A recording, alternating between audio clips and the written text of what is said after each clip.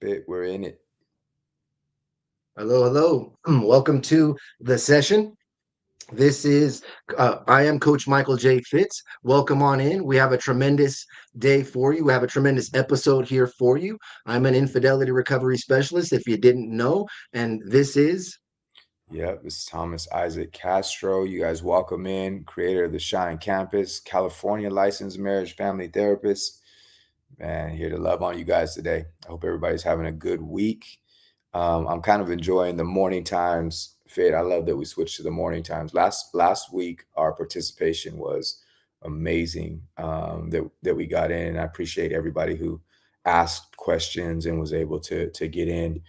Before I forget, I am gonna pop in our link to our private session next week that we'll have so that everybody gets that. Um, so now that you guys have that, you can sign up there, you register there, and then you'll be able to join our private session. Um, you'll receive an email confirmation back. If you don't receive that email, you might have done something wrong or entered your email incorrectly because it comes to you, and then you have a button for the following week to be able to join us while we go on and get into a private session to help you with the rest of being able to forgive. So basically, a forgiveness circle. So I'm excited and looking forward to that. Our topic for yeah, today is just to be able to create forgiveness as a daily practice. And love man, it. before we get into our topic, what's been going on with you this week? Oh, man, what hasn't been going on? You know, uh, I've been getting into more of getting deeper into my meditations. Okay. And when I do meditations, I mean, it's a mixture of what I do in those. But I did my first 1 hour meditation where I woke up and I was just in that meditation for an hour straight. And it's pretty wild because I thought it was maybe about 25, 30 minutes. When I came out of it, an hour had passed. And Oh, so that's what I do when I first wake up or when I'm going to bed. mhm. But I'm excited because this weekend I'm going to try my first in the middle of the day 1 hour meditation when I'm fully awake, in an alpha state, Okay. and do it then. But Okay. that's kind of what I've been excited about lately. Yeah, yeah. Yeah. There's nothing like turning ourselves into projects of just like getting better and trying on new experiences to help kind of take us to a different place. And we're helpers. So, like, because we're helpers, everything that we grow inside of ourselves, people bear those fruits, right? Right. If I'm becoming a better peach tree, people get better peaches. That's just how it works. So, yeah, I'm excited. I'm excited about that. And let me know how that goes with you. Hey, so talking about forgiveness and being able to forgive, I feel like the one thing I think that always gets misinterpreted about forgiveness is forgiving also gets mixed up with us letting go of or giving people permission to like hurt us, Yep. and I think a lot of times people think if I forgive them, then I don't get to punish them anymore. Nobody will say those words, but that's just kind of like the sense is like I won't. How do I punish that person if I forgive them? If I say it's okay or I'm okay, then they don't get punished. They need to see that I'm hurting. They need to somehow experience something. And so I feel like we need to understand that forgiveness is more something that we exercise, and just like how we built the Shine Campus, a concept of a gym idea, not like a doctor, but like a gym where you got to constantly go and build and get stronger. Forgiveness is one of those things that you go and really try to like build up. And the more you can operate um, on forgiveness and the quicker that it can happen, the better in shape you'll be in reaction to the things that happen in this world, to you or against you or around you, right? So I feel like it's really important for us to recognize that forgiveness is something like a muscle more than it is like a thing that you do. Yeah, exactly. You build upon it. It's not like something that just happens instantly. It's something we work towards. Mhm. Yeah, it's a destination. It can be a destination, right? But looking at that destination and going, there's just no one magical day, Right. right? And we're going to get there. And when we get there, maybe it doesn't always mean that, we may have a little bit of resentment may pop up that day. Maybe something happens that day where Mhm. it pops up, but we've conditioned ourselves to forgive at that point, and we've forgiven already so much as to where, something may pop up, but we just manage it so swiftly. Right, right. And I think what everybody should know about forgiveness is that on the other side of that, there's a real freedom. So why forgive? Like that person hurt me, and so they don't need to be forgiven. And it's really not about what they need. Matter of fact, they accidentally pull you back into the triangle, which is victim, perpetrator, rescuer. Right? When you're not able to forgive, you're not free. You stay in that triangle because either you become a victim, you become a perpetrator, you become a rescuer, you become something else in that triangle, and you must do that role. Whereas if you're able to forgive, it's really about you creating a practice of or experience of freedom for yourself. And that's the sneaky part, is this is not about somebody else. It's not about what somebody else gets because you are.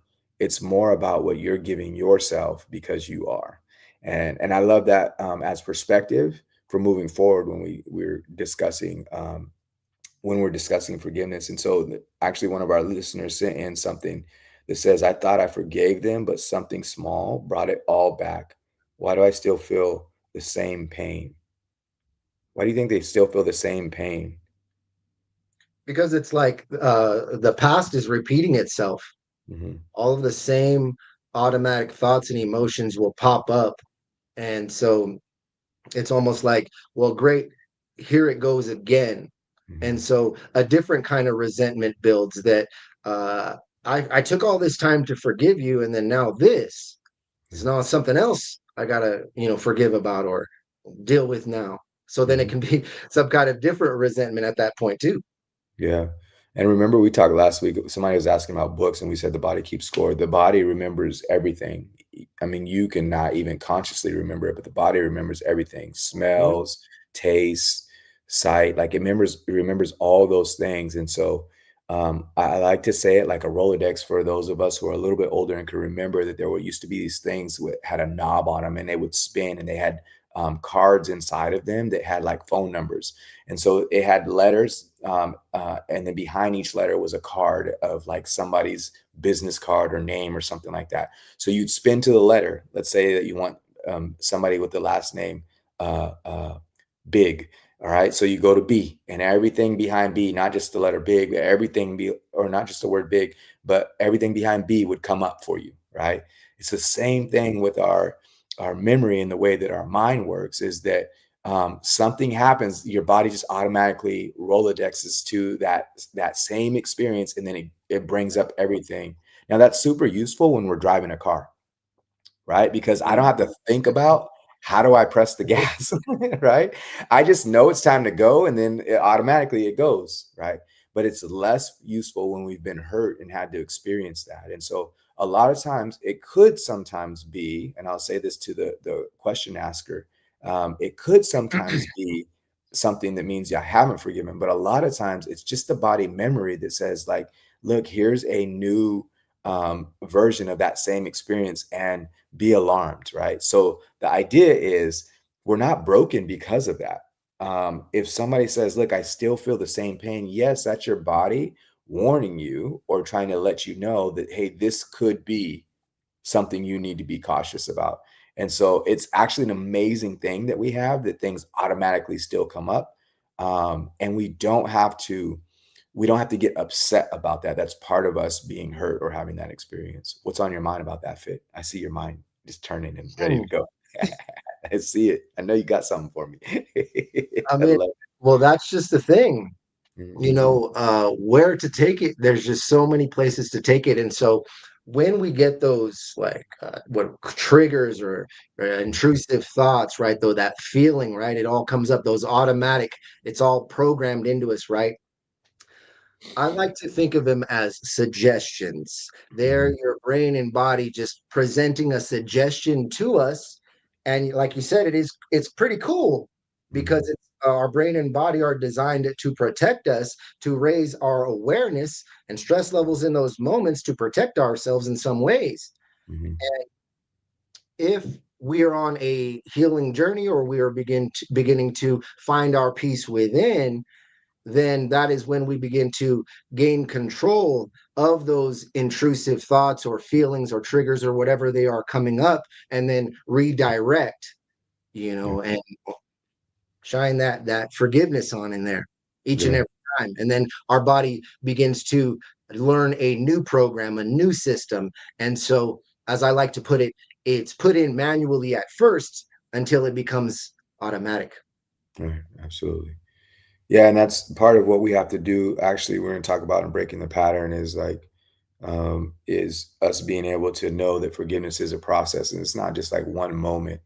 So, and I think our question from our listener helps us to kind of realize that is like um, you could say for I forgive, and then there's still a process that needs to happen. So again, we need to turn it into an exercise of being.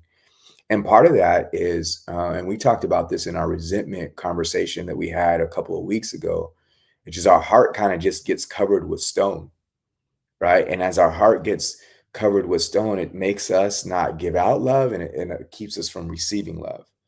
And that disconnect that happens really builds and wears on the relationship. Whereas if we're forgiving and we're a lot softer, we're able to remove that stone, everything kind of changes for us. So in this next few minutes, if we can look at being able to break the pattern of not forgiving by creating a softer way of being.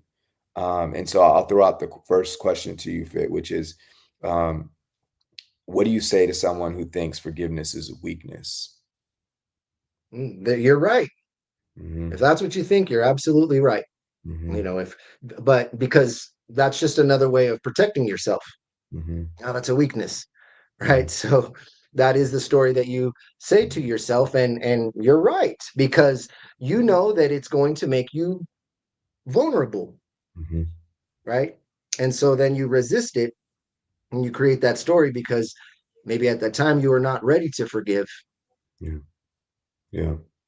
Yeah. It's interesting that all the shapings that we get about forgiveness and how to do relationships and all the things that are built out of other people's hurt.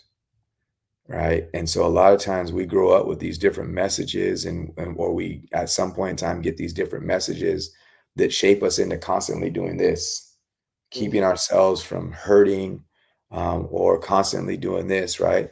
And so we get all these messages in the relationship. And so for some reason, we accidentally develop this idea that like, man, forgiveness is a weakness.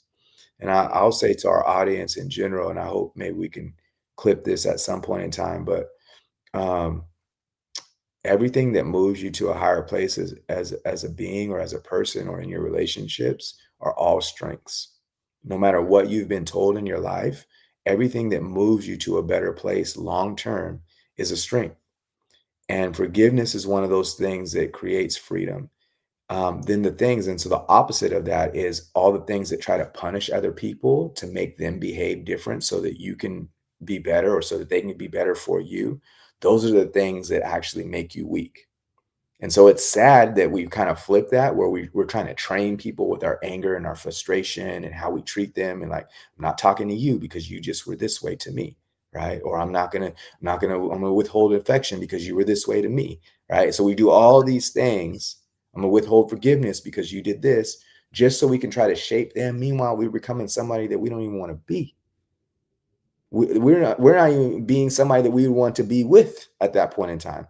And so um, I would want that person to really review where they have that definition, where it comes from for them, and then think with the end in mind and long term, which is actually what am I trying to create in my relationship? So even if forgiveness is a weakness, will it get me to the place that I want to be in the relationship? If not, don't do it. If it does, though, or if you can sense that it gives you freedom and an ability to be different in your relationship, then that's your pursuit. Right.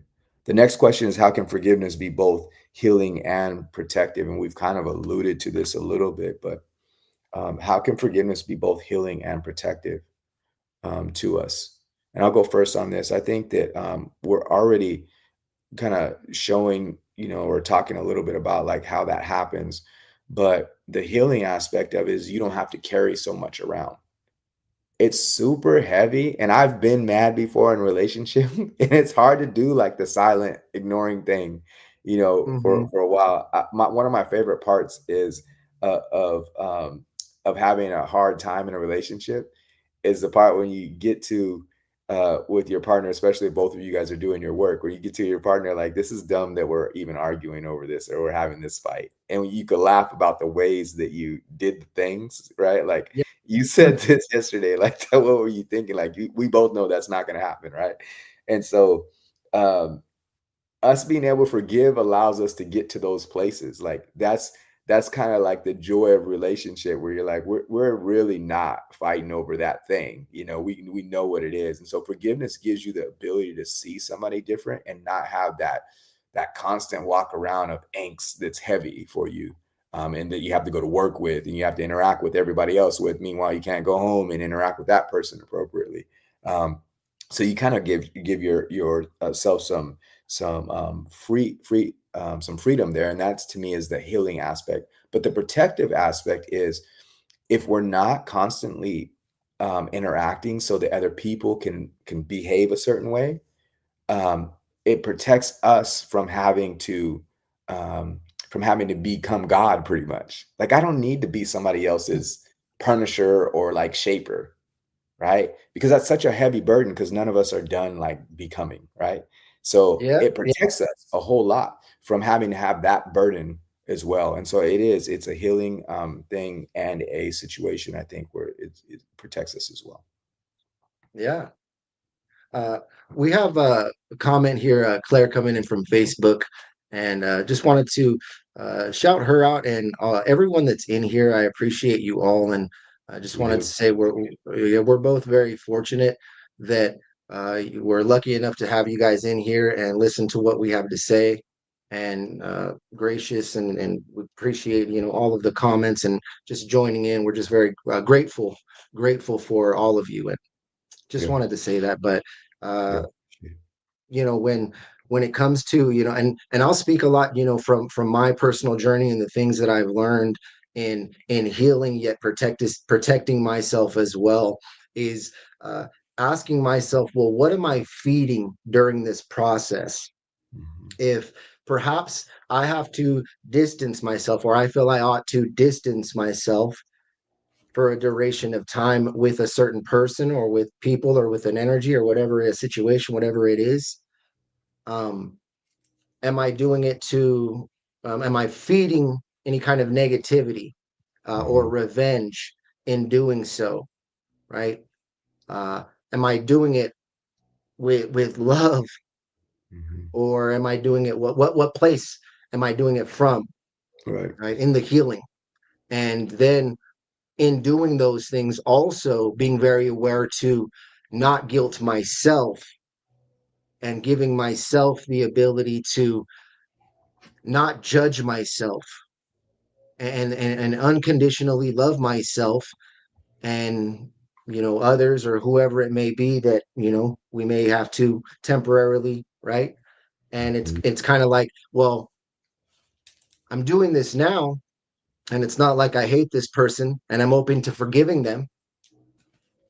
However, right now, maybe we just I require some healthy space because Mhm. I have work to do here and here, and when I'm ready, I'm ready for it. Or when it's going to happen, it's going to happen. Your heart is still open, so then you don't allow those situations to uh, you know create something inside of you that's not good for you. Part of that negative, that dark, we talk about a lot, right? The darkness. And it accumulate over time, and it stays there, and it just molds and transforms into bitterness or hopelessness or whatever it may be. Mhm. Yeah. Yeah, I think it's useful. And those thoughts really help for I think for me and everybody listening, like it helps for us to really be able to do a different thing in our life that will mean that we're not doing the same kind of patterns, right? Of constantly like trying to punish others. And people, I know a lot of times when I first say that to people, they can't stand that I am I say that you're trying to punish somebody because that's not really the way that we would narrate it. We just say we don't forgive them or somehow, they hurt us. Mhm. So there are a couple of habits that keep resentment from returning. Let's talk about that. But there's a comment I see. It looks like Claire says, "I'm finding it so hard to forgive."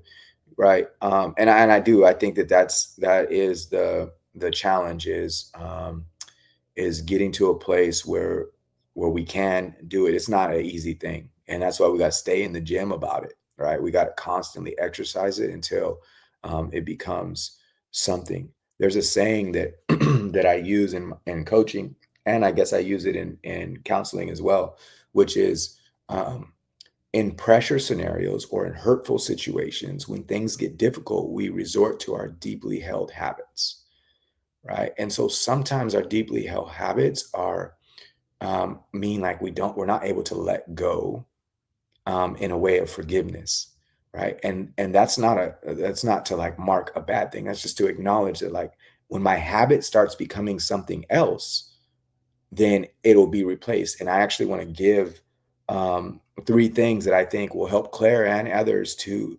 eventually get to a place where it becomes easier instead of more challenging. And the first one is focus. So where you focus creates how you feel. And that's really important because if I focus on the things that were done to me and who's doing it and how they did it, then it's going to create a certain feeling. If I focus on where I want to be and what I'm trying to create in my life, that's going to create a different feeling. So just our focus change creates what we're able to see. And a lot of times I put my hand on the screen where I say, like, that creates a different focus for us than this. But it's the same thing. It's the same thing. Right. And so it's really important for us to learn how and get better at focusing. That's the first one. The second one is compassion. The first person we have to have compassion for is for ourselves. We are causing a lot of suffering by not being able to figure out how to forgive and get to that place. That's the first thing. But along with the idea of focus, um, compassion gives us the ability to see the hurt side of people's interactions that are hurtful to us.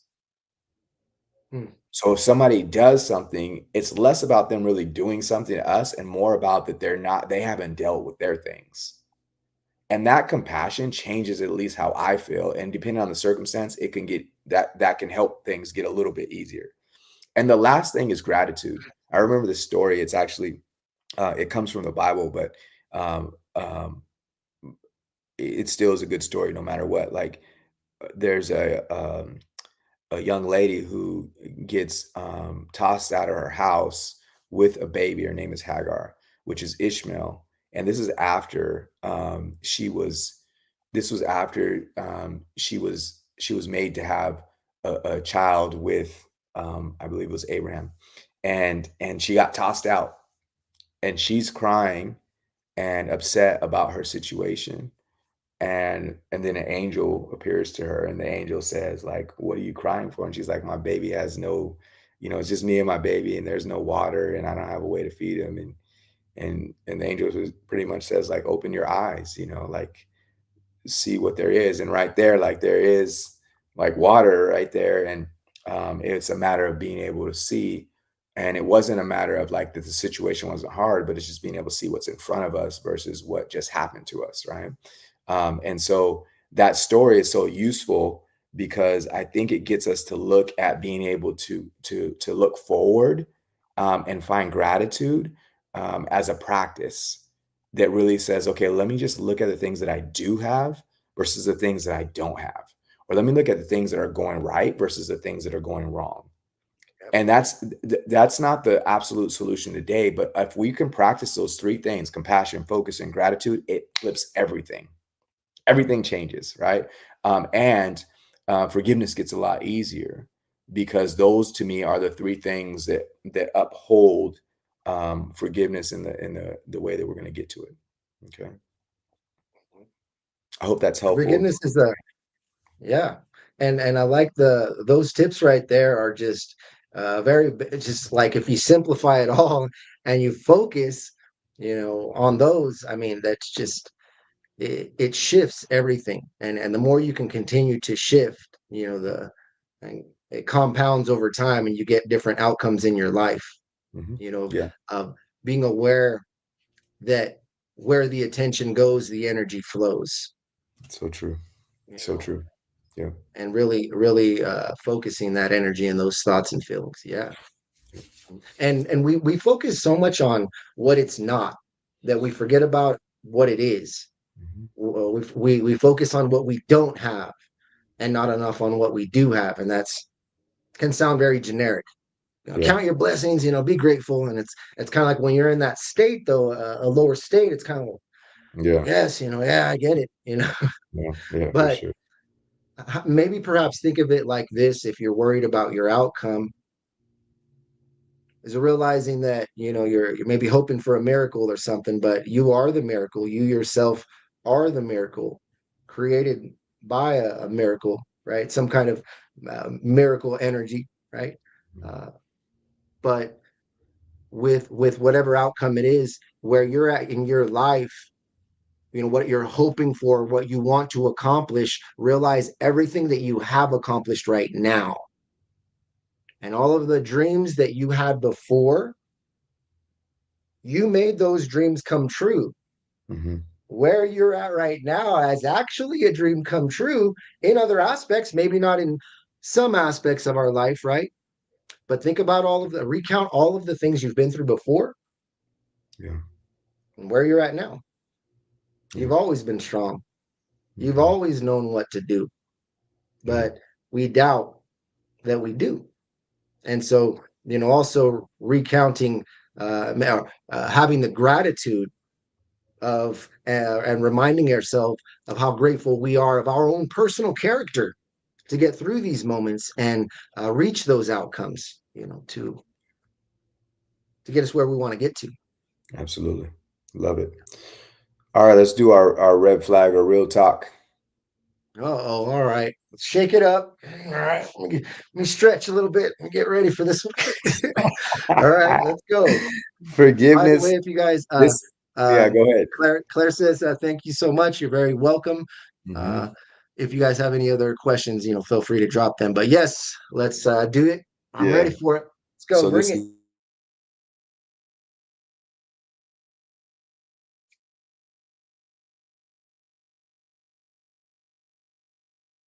Mm. Mr. Castro. Hmm. I don't know what happened over there, but I don't know if you froze. What's going on? I don't know if I froze. Somebody drop in the comment section if you guys can see me or what's going on, because I don't know. Let me somebody drop in the comment section and let me know what's going on here. Am I just frozen? Am I we both frozen? Is is it just he's okay. So I'll just start telling some jokes here until he gets in or taking some questions. Yeah, there you go. So I'm not sure what happened with Mr. Castro here. Maybe I'll start. Oh, cool beans. Yep, there you guys go. Appreciate you for letting me know. But so what we were going to do is red flag or real talk. Is it red flag as to where you got to walk away from when they do that, or is it real talk as to where it's something you can get through, right? And so one of the scenarios is you say you forgive, but you keep replaying the story. You keep bringing it up, but you say you've forgiven. So I don't know. You guys tell me, right? Since Mr. Castro isn't here, you guys tell me. Does that mean you really forgive? If you say you forgive, but yet you keep replaying the story, you keep explaining it, right? And so let me know what you guys think about that one, right? Because for me, if, when you keep continue to speak on things, those are thoughts out loud. And so if it continues to go on in here, or it's continuing to go on here, then that means it's continuing to go on here. And why that is more than likely because there is something that we have not figured out, and our brain is continually working towards something, a solution or an answer. Something still doesn't add up to us, something still does not make sense. So it would be at that point, so where yeah, there may not be fully forgiven. There may still, bring things up. Yep. And continuing to bring it up. And it's not easy, Claire. Yeah, forgiveness doesn't mean forgetting. Yep, that's true. Cool beans. Yep. And so, info on the free member group. Yep. Okay. And so, going back to forgiveness doesn't mean forgetting. That's exactly true. And what a lot of my clients who go through betrayal, go through that a lot. You know, how am I ever going to forget this? I want to forget this. And so, what I help them with, and maybe I suggest to them, is that, well, when you are trying to do something that's perhaps impossible to forget all of those things, then maybe you're setting yourself up for not the best outcome. And so maybe perhaps, working our way there in other ways. Okay. Hold on. I see. Hmm. Trying to get Mr. Castro back in here. What's going on? Hope he's well. I don't know what's going on over there. Maybe you're gonna need to charge your phone up. All right. Get your phone on the charge. I don't know what it is. But yeah. And so let's continue to go on. So, where's another one? Let's see another one for you guys. Oh, maybe we only have one. Oh, here's one. You block them, but still check their profile. You pray for them, but deep down, you want them to struggle. Let's talk about that one. You pray for them, but deep down, you want them to struggle. I mean, obviously, for me, I don't know. Obviously, that means you haven't truly forgiven. Because, so again, here's me in my personal experience. And when it comes to forgiveness, what I did one time when the woman I was with left me for her ex, and rightfully so, I'm not, blaming her for that, but being happy for that person and them when I'm heartbroken and depressed and all this, in that moment, I remember going, you know what? Like, I'm not going to stay here stuck and angry and feeling sad and sorry for myself while they're over there being happy. And they found each other. Great. I'm glad, I'm happy for you. Meanwhile, me, I'm bitter and I'm feeling sorry for myself and I'm angry. No. You know what? I forgive you. I'm happy for you. Mm?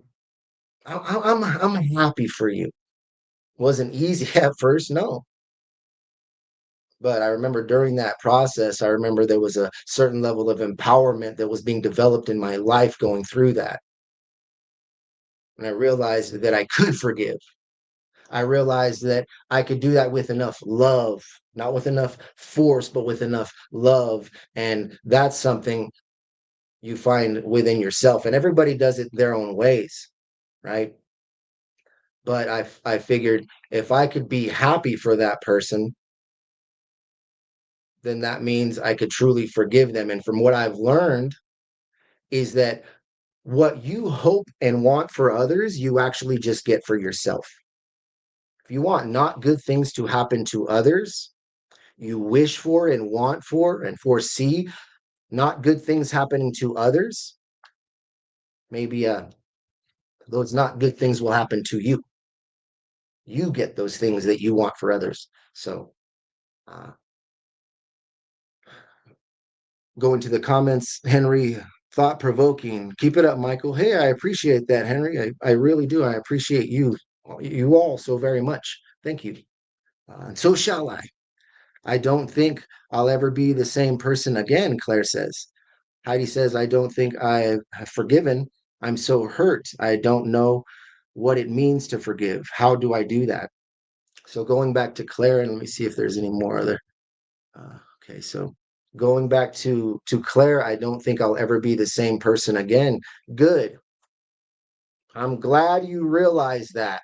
Now take ownership of that because you are not the same person and you will never be that same person again. But that does not mean you can't become another person. You, whether you know it or not, whether we realize it or not, we are always becoming. We are always becoming something. We are always becoming someone. But who and what are you becoming? Have you identified who and what you are to become? Because if our what we want to accomplish is learning to forgive, then maybe it's becoming becoming the person of forgiveness, becoming a person who can forgive. Right? So become the person that can find their peace, maybe without their closure. Maybe you decide now that you are the kind of person that creates their own closure and no longer requires anyone else's closure. Or maybe you're the type of person now you can forgive without that other person even being sorry for what they've done. Hey, I'm just throwing that out there, right? This is just all ideas, right? But these are all things that I've personally been through and, you know, went processed and learned and, experienced in my life. I've been there, you guys, multiple, so many times. I don't think I've forgiven. I'm so hurt. I don't even know what it means to forgive. How do I do that? Define what forgiveness means. Start there. What does forgiveness mean? Does it mean that what you did to me was okay? And I'm just a chump. I'm just this and that. I'm just dumb and I'm all of these things. Is it that? Right? What does forgiveness mean? So you define that. So is forgiveness this? Is forgiveness truly making peace with what has happened, with what you've done, with how that made me feel, with what that made me do? And I don't blame you anymore. That's a big part of it. I'm choosing to no longer blame you for how I feel. That's how I'm going to forgive you. And it takes a certain amount of will. You got to use these, but for right here and here, you can do it. But define what that means to you. Nonetheless, who you are becoming, right? Heidi, Claire, everyone in here. Who are you becoming? Become that person. You don't fake it until you make it. You be it until you become it. But identify who exactly that person is, what they do, how they think, how they feel, how they react, how they respond, what they don't do, where they go, where they don't go, how they forgive, and what forgiveness means to that person, to you, the person that you've become. Whoa, you've become someone. Tomorrow you will continue to become. But if you do not decide who and how you are to become, it shall be decided for you, whether you like it or you don't. You are an infinite creator and you are creating constantly, whether you like it or you don't. But the question is, what are you creating? Okay. I just realized I don't think Mr. Castro's coming back. I'm gonna give him a call in a little bit. Let me get back to the comment section. Cool Beans says that's a good point. You reap what you sow. Yeah, you really do. I never want to be the same person. I want to be better. For the old self to die. Yeah, the one that was betrayed and the one who did the betraying. Both versions of myself can become new. Yeah. Claire says, "Thank you. You're very welcome." Hmm. But becoming, yeah. So that old person, it's pretty crazy on my journey. Like I remember being sad almost at the person that I had to let go of, the me that was there for me, the me that's been there through all of those times with me, and deciding that, Michael, man, like I have to let you go. It's like you're my best friend, but like you're toxic for my life now, man. It's like I love you, man. I forgive you. Like, see, even forgiving yourself. I remember woo, forgiving yourself. That's a journey right there, all in its own. But you know, turning around and focusing on forgiving yourself is very important. That's something all on its own right there. Claire says, it's the horrible visions and thoughts of what they did. My heart is broken. Oh, wow. Heidi says, wow, that's deep. It makes sense. So I need to stop saying I'm broken and look inside myself and not hope and dream he fixes the pain. Checking over here on the other comments here. Okay. Uh, net 86 showing up that one right there. Appreciate you so very much. I appreciate all of you so very much. Thank you for listening. Uh, so, the horrible visions and the thoughts of what they did, remember that your brain and body have programmed those things into you to protect you right now. And they are all just suggestions. And it's like a movie is playing on repeat, and your body's just doing that automatically. It even knows when you feel lonely and what time and how you sit, what you watch, what you hear, what you do to release uh, hormones into your body, chemicals into your body to feel sad and alone, right? And so then it is a reprogramming process. So let's remove the emotion if we can, if it's okay, if it's okay, and just think of ourselves as programs or systems, right? It's a matter of reprogramming the system, but we think that uh, it's like all of this has to happen, all of these things have to happen in order for me to find my peace. Well, from my experience, the peace is within. It always is. And it's finding it within, going within and finding it within. Claire, your heart is still beating. It has to be. You're still typing. It's not broken. Feels that way. And uh, need to stop saying I'm broken. Yeah, because you realize that your brain. So again, let's take the emotion out of it and realize that your brain and body are programs. And when each time you say I'm broken, your brain then processes that. Okay, so then what does that mean for Heidi?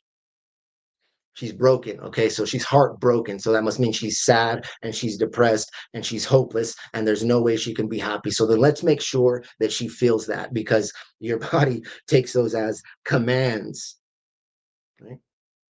But you don't just command it once. You continue to command. Is it okay if I just wipe my nose here? Oh, me. I'm going on here. Getting cold over here. It's gonna start snowing. I'm close to Tahoe, so I left the window open. Starting to get a little. Excuse me. Sorry. My apologies if that was rude right there. But um,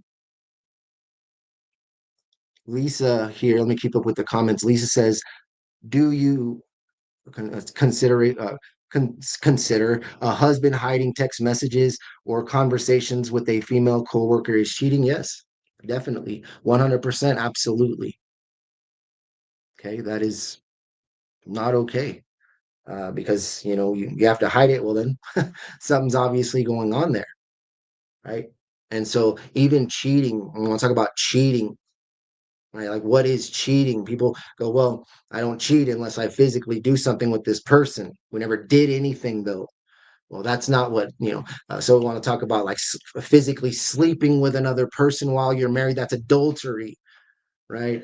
Infidelity, affair, let's get all these things accurate here, like what that means. So, asking that's cheating, definitely 111%. Uh, I'm so cool. Breen says, I'm sad at the person that I was. And when I see old habits peek through like defensiveness, it hurts me. As the betrayer, how do I help my spouse when he has those thoughts and visions? I'm sad at the person that I was. And when I see those old habits peek through like defensiveness, it hurts me. Okay. So realize that the defensiveness you have with your partner is the defensiveness you have with yourself. Okay. Because you have not forgiven yourself, possibly. Right. And so if you're sad at the person that you were, realize that too, that you're always going to be you. You're always going to be you. So that's just a part of you that you were, but still lives, perhaps, right?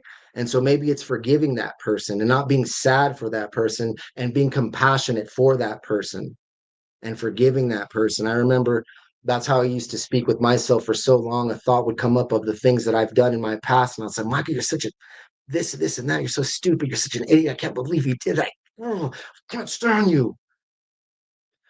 And then I realized that if I wanted to forgive myself, I had to say it. Sometimes we can't even say, like, I forgive you. And so in those moments, I would say, no, Michael, you know what? We're not going to do that anymore. I forgive you. I love you and I forgive you. I forgive who you were.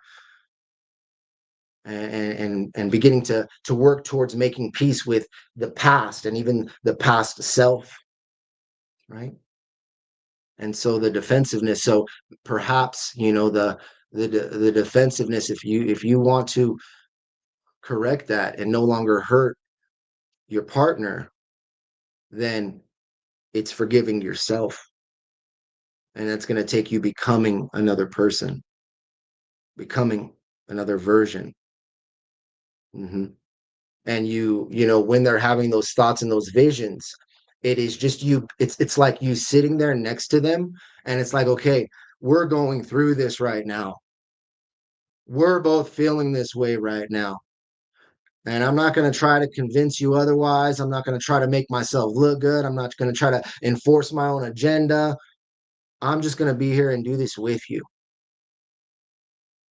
And if you're sitting there and you're sad and there's nothing I can do, I'm going to sit here and be sad with you then.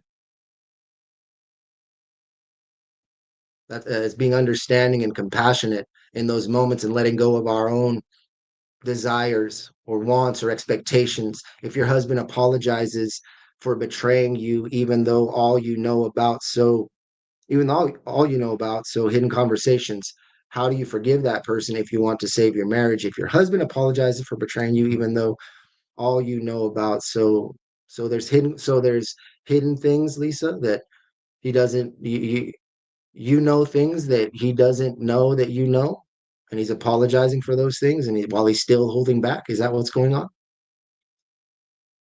I ruined his life in 17 years. Cool beans. Realize that everybody has their own journey and their own uh, right to do what they want with what happens in their life. And even though we do these things to other people and cause them all this turmoil and hurt and pain, but they are a being with a consciousness, and not to take away from anything, but you don't ruin anyone's life until they decide that you have, and that is even blame too. Taking accountability. And so for me, that's something that I learned on my journey, is that no matter what, with love, I don't blame myself, but I take accountability for it. If my life is a certain way, even if a person is treating me a certain way, somehow let me see what I'm doing that led to that, without blaming yourself, continuing to still love and support yourself. But forgiveness, Claire says, amazing. Yes, I appreciate that so very much. Means a lot. I really needed this. Thank you. You're very welcome. I tell him it was something broken in me that cheated, something broken. Mm-hmm. Mm-hmm. Yep, definitely. And finding out exactly what that was and healing it. What was it that was broken? Why was it broken? Let us go back and fix disconnects. And maybe we don't say broken. Let's maybe stop saying broken, right? Maybe say just something disconnected. Think I have to work on the forgiving and making peace with his emotional affairs. I've cried for almost a year straight and it's gotten me nowhere. I've got to get myself together. You are together. That's how you get yourself together, is realizing that you are together now. You are together. For the rest of the day, be together. Allow yourself to be together. What is together?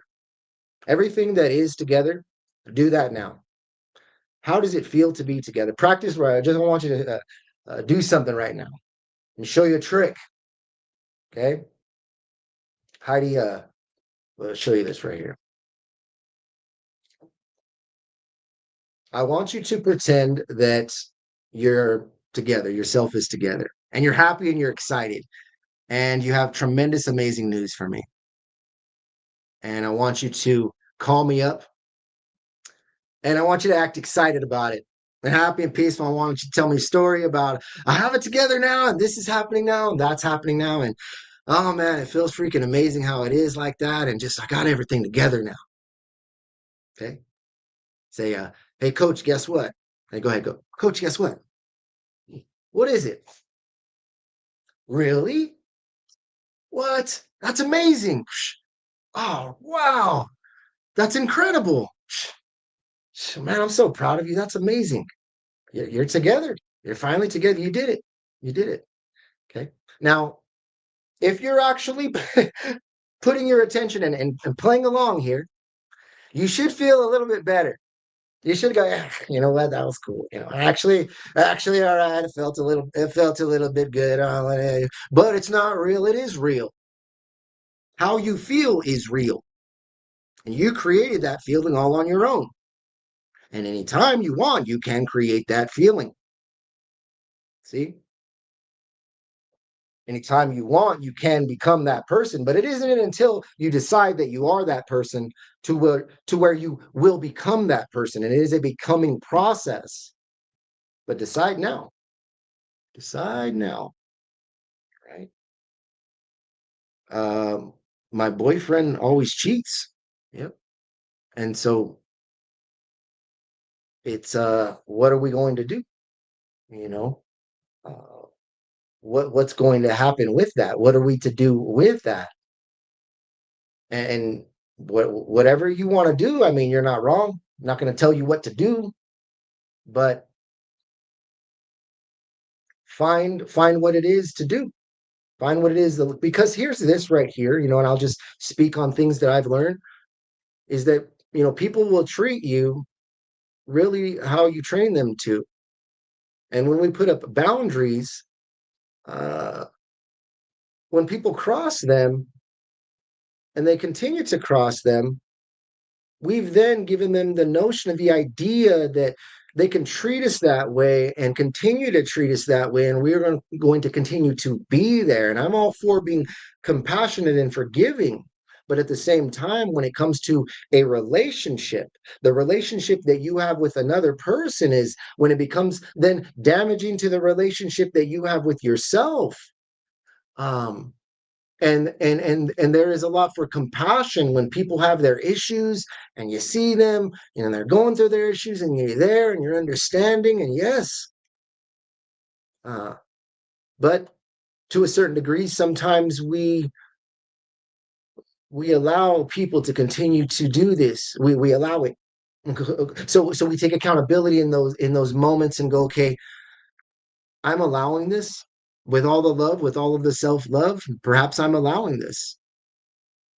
You get to a certain point. I'm not saying you are. I'm not judging anything. I don't know anything. I know nothing. I'm just a man who just made a lot of mistakes, you know. But you get to that point where you've decided it's enough, or you decide that because here's this: a lot of people continue to do the same and expect a different outcome. Well, so if you want a different outcome, then why would you continue to do the same thing if the same things continue to happen? But a lot of the times we are afraid. I'm not saying that you are or any of you are, but we become afraid that if we do that, then we're going to be alone. They're going to leave. Maybe we shouldn't do that. Maybe we're being too sensitive. Maybe we're being too weak. And so we don't speak. But sooner or later, we got to let the conversation leak. Oh man, we're getting to the end of the week. If I lied, gaslight, pretended to, yep. If I lied, gaslit, pretended to love him when I was cheating 3 kids later, there is no good way out. If that's what you conclude, if there is no good way out, so shall it be. That is the command. And it's not taking that away. It feels that way. It very much feels that way. But when you decide there is a way out, then there will be. When you decide there is no way out, there is no good outcome, then so shall there be. There is a good outcome. Sometimes we search for it. It's a journey. It's a expedition. You'll find it. You'll find it. Heidi says it makes so much sense. I'm waiting for him to fix my pain, but he can't. I need to focus less on the why, etc., and focus on how much better we are. Yeah. Focus is very important. Can you focus, even in life? Can you focus? Stay focused. Stay focused. Refocus. And what you are focusing on? Are we actually focusing on the right things? Sometimes our focus can get pulled instead of put. And so it gets pulled towards these other things. We think a thought about that person we're upset with, and then we start thinking these other things about them. And yeah, they're probably doing this. And you see them doing that, and you see this scenario that's never happened before unfold in your head with you and that person in a certain interaction unfold. You're like, oh my God, yeah, I could see them doing that. Just it just right. So then it becomes a matter of training, retraining your brain to focus, not stepping in and going, perhaps, okay, let me begin to start focusing my attention. All right, let me first see if I can focus my attention. Let me first focus my attention for 30 seconds straight on dinosaurs. Let me close my eyes for 15 seconds and see if I can picture one thing and not picture anything else. you know Trainings like that, just try that. Start there, but you'll get there. And you guys are all very welcome, and I appreciate all of the love and support. Thank you guys. How I feel, yep. Oh yeah, one quick thought snowballs. Right. It turns into an avalanche that we will be at the bottom to crush us. Don't know. I love him, so I don't leave. Yeah. Yep. And so I appreciate the vulnerability. That's a lot to say. Uh, and It's your journey. It's up to you. You're not wrong for staying. It's you, your family, it's your life, it's your thing. But I would suggest, if you are going to stay, be strategic about it. Be strategic about it. Okay. But we are wrapping up for today. I don't see any more comments coming in. If I missed any, I apologize. Maybe come in on next time. Next week, same day, same time. Come on in. We'll have you in, and hopefully, I'm not sure, but what I think happened with Mr. Castro is he was, well, I mean, I'm looking on here, and it seems as if probably he's abducted, right? He's abducted by aliens at this point. I think.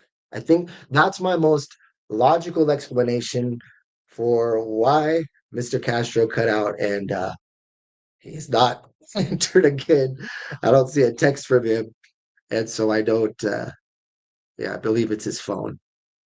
And so, but yeah, uh, you're all very welcome. Yes, Heidi, Claire, Cool Beans, Marisol, everybody, net 10x the love. I appreciate all of you so freaking very much.